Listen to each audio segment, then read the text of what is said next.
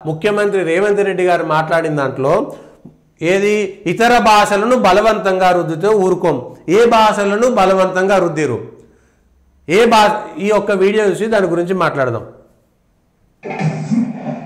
ఇది ఒక్కసారి. अध्यक्ष अकबर साहब आप परमिशन दे तो 2 मिनट मैं तेलुगु में बोलता हूँ कि तेलुगु में नहीं बोले तो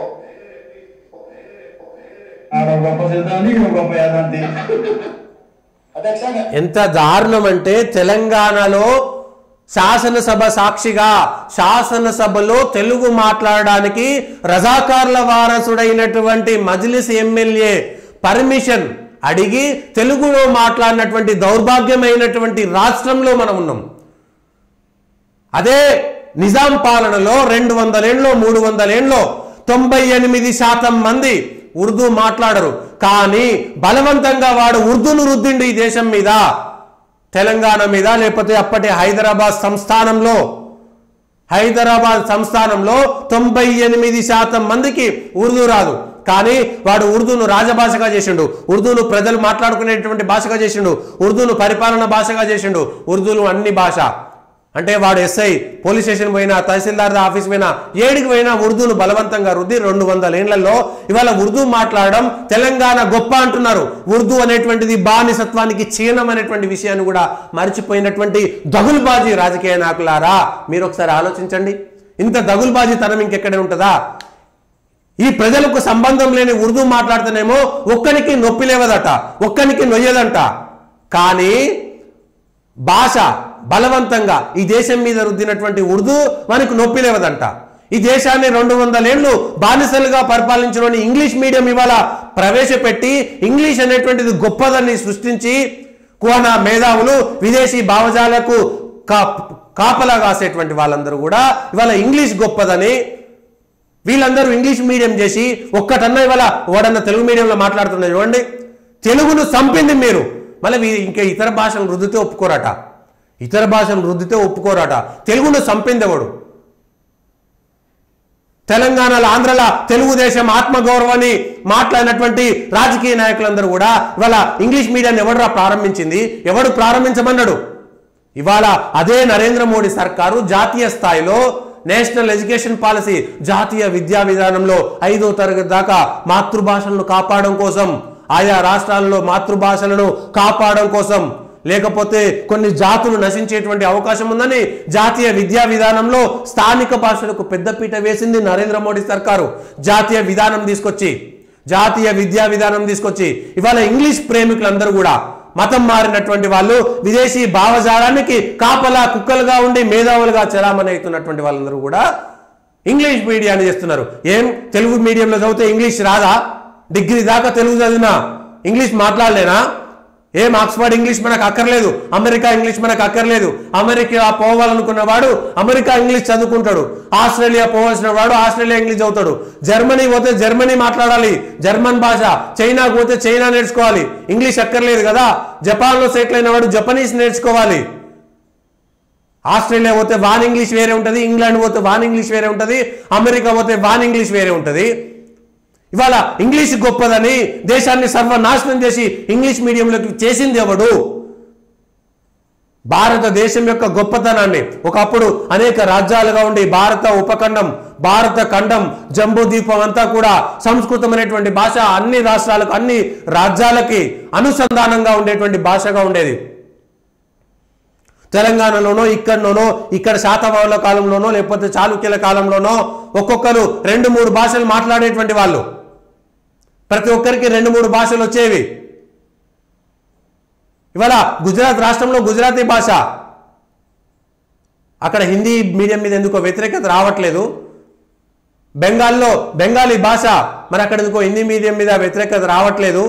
ఒడిశా రాష్ట్రంలో ఒడియా వాళ్ళ భాష, మరి ఎందుకో అక్కడ హిందీ వ్యతిరేకత రావట్లేదు. కేవలం తమ పప్పులు ఉడకవని తమిళనాడు వాళ్ళు రెచ్చగొడితే తెలంగాణలో ఎవరికి లేనేలేదు, తెలుగు మీదే ఎవరికి ఇంట్రెస్ట్ లేదు. తెలంగాణ అంటే ఉర్దూ అని మాట్లాడేటువంటి భ్రమలను కల్పించినటువంటి దరిద్రపు రాజకీయ నాయకులు ఉన్నారు ఈడ.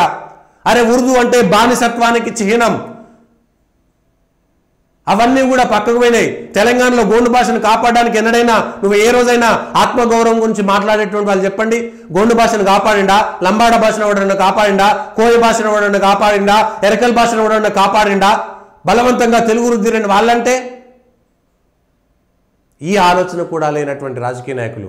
తమిళనాడులో 5 స్థానిక భాషలు ఉంటాయి. తమిళనాడులో 5 స్థానిక భాషలు ఉంటాయి.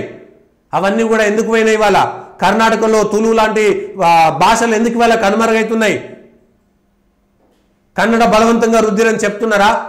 కన్నడను కాపాడాలి, తులును కాపాడాలి, గోండును కాపాడాలి, లంబాడ భాషను కాపాడాలి, కోయ భాషను కాపాడాలి, ఎరకల్ భాషను కాపాడాలి, తమిళను కాపాడాలి. తమిళమే గొప్ప, నేను గొప్ప అహంకారం ఎన్నడు పనిచేయది. తమిళాన్ని నువ్వు ఎందుకు కాపాడలేకపోయినావు? నువ్వు ప్రపంచ దేశాల్లో తమిళం మాట్లాడేటువంటి వాళ్ళకి ఎందుకు వాళ్ళ గుర్తింపు తేలేకపోయినావు?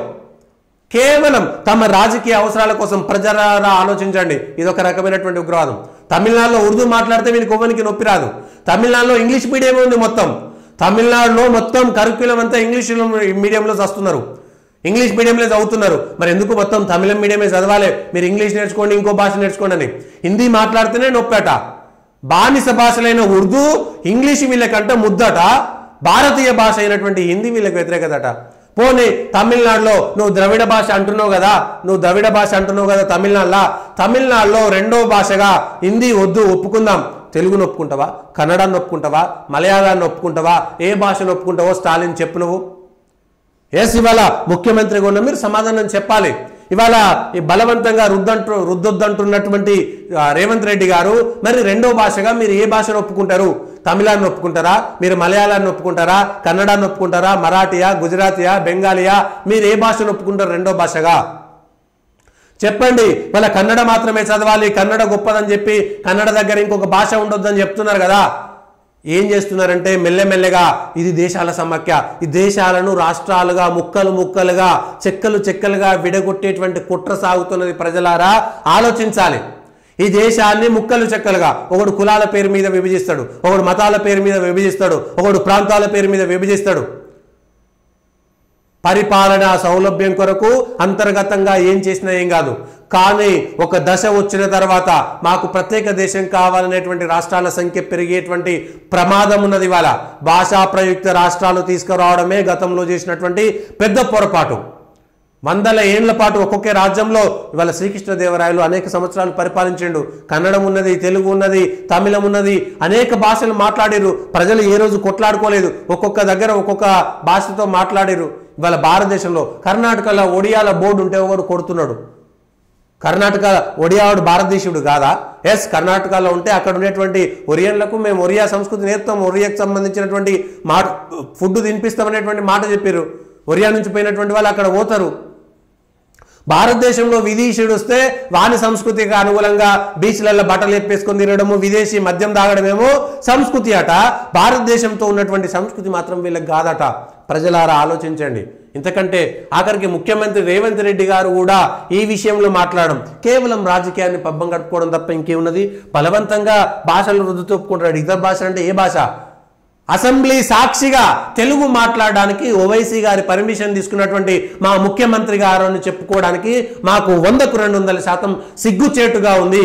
రజాకారు వారసుల పర్మిషన్ తీసుకొని రాముణ్ణి, కృష్ణుణ్ణి, బతుకమ్మని, దేవి దేవతలని ఈ దేశంలో 15 నిమిషాలు సమయం ఇస్తే హిందువులను తెగ నరుకుతామన్నటువంటి ఓవైసీని ఇప్పటిదాకా భారతదేశం యొక్క రాజ్యాంగం యొక్క గొప్పదనం ఏంటంటే 15 నిమిషాల సమయం ఇస్తే ఈ దేశంలో ఉన్నటువంటి హిందువుల సంగతి చూస్తామన్నటువంటి వాడు ఇప్పటికీ రాజకీయ నాయకుడిగా, ఎమ్మెల్యేగా కొనసాగుతున్నాడు.